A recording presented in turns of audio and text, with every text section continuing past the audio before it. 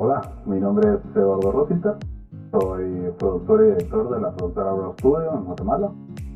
Tengo 35 años de edad, casado, con 2 hijos. Una de las cosas que me motivaron o me inspiraron a dedicarme a la producción audiovisual fue que yo me dedicaba en ese entonces a otro giro de negocio completamente. No estaba ni atrás de cámaras. Y lo que me empecé a dedicar fue a modelar, a salir en anuncios. Entonces estaba enfrente a cámara y miraba todas las luces, miraba al director, miraba el corre-corre que hay detrás de cámara, que era lo que me gustaba. Y me acuerdo que en un anuncio lo vi y ahí fue donde hice clic con eso. Fue mucho trabajo desde abajo, empecé siendo recoge cables, después asistente, después fixer, después runner y después ya me empezaron a asignar proyectos más complejos. Me empezaron a estar asistente de dirección, después asistente de cámara, después productor. Ya cuando me pusieron el productor ya era un tema que ya sabía cómo era el teje y maneje desde abajo. Ya después ya me pusieron a trabajar directamente con agencias para poder firmar con comerciales. Y eran los primeros comerciales que trabajé ya como director, fue Jugos de la Granja y Modelo. Uno de los retos más grandes que he enfrentado como gerente es el darme cuenta que el mercado está tan saturado de gente muy talentosa sin estructura. Entonces lo que sucede es de que nos empiezan coloquialmente hablándolo, nos empiezan a matar el mercado a productoras que llevan años formadas, que tienen una estructura. Entonces el pelear clientes o el pelear proyectos con presupuestos sacados de la nada, pues a veces cuesta mucho. Entonces creo que ese es uno de los retos que constantemente vivimos como productor y como gerente, pues el de tratar de convencer a los clientes de que somos su mejor opción. Tanto mi socio como yo somos personas que nos gustan mucho los retos, el ver cómo lo resolvemos. Yo soy una persona que me gusta, como dicen, como crafty, que le gusta crear cosas, o sea, desde gripería, montar cámaras, montar luces, hasta ver cómo resolvemos una escena. Me acuerdo que estamos haciendo una escena para un hotel, para el Hotel Casa Santo Domingo, estamos haciendo una escena de chocolate. Y necesitamos hacer que el chocolate se viera caer en cámara lenta, pero que se viera antojado. Y el problema que teníamos que para hacer eso lo teníamos que hacer en un estudio y lo teníamos que hacer en una cocina industrial adentro de la cocina del hotel. Entonces, la mejor manera de hacerlo era tirar una manta negra atrás, quitar a la gente, aislarla, poner un embudo que tuviera un tapón, que tuviera el chocolate para que cuando cayera de forma como un chorreado, así lindo. Y esos fueron los retos que nos pusimos ya estando ahí.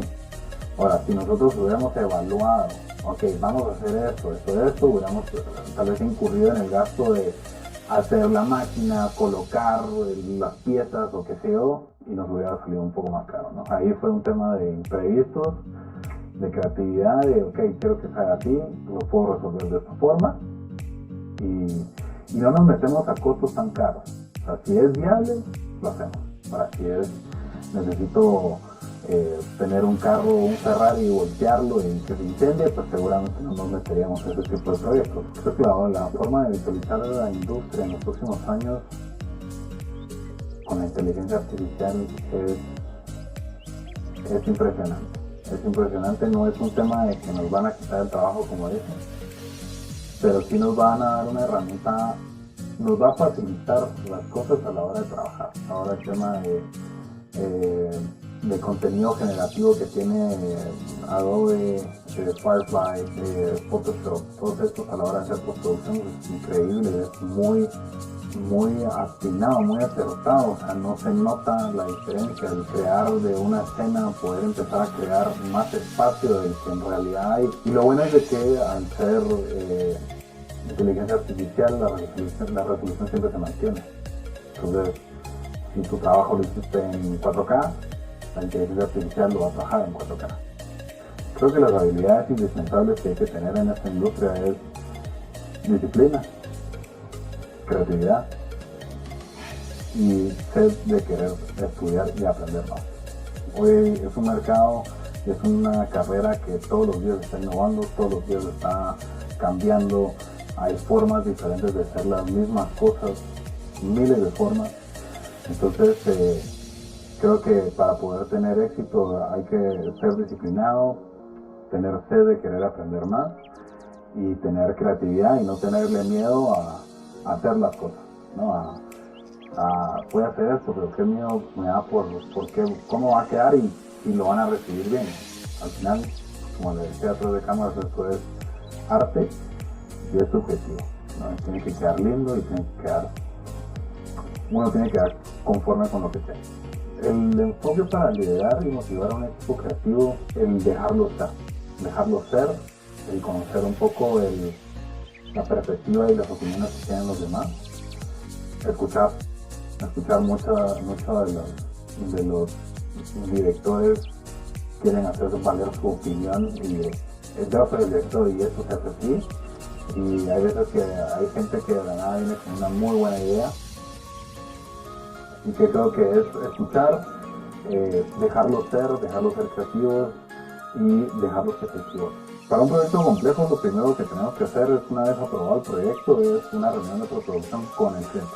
Es ver qué es lo que en realidad quiere. Pues ya cuando ellos nos pasan el brief, aterrizamos la idea, hacemos una reunión de preproducción con ellos y lo que hacemos es explicarle o enseñarles con referencias visuales cómo quedaría su proyecto o su material. Una vez aprobado eso, ya lo vemos internamente con el equipo y empezamos a designar los roles que le corresponden a cada uno.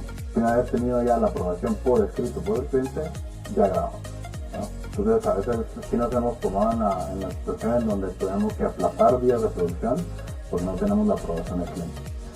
Entonces, si no hay aprobación, no podemos grabar absolutamente nada. Parte de trabajar en una productora o un coproductor ejecutivo, es los centavos. Los centavos son clave.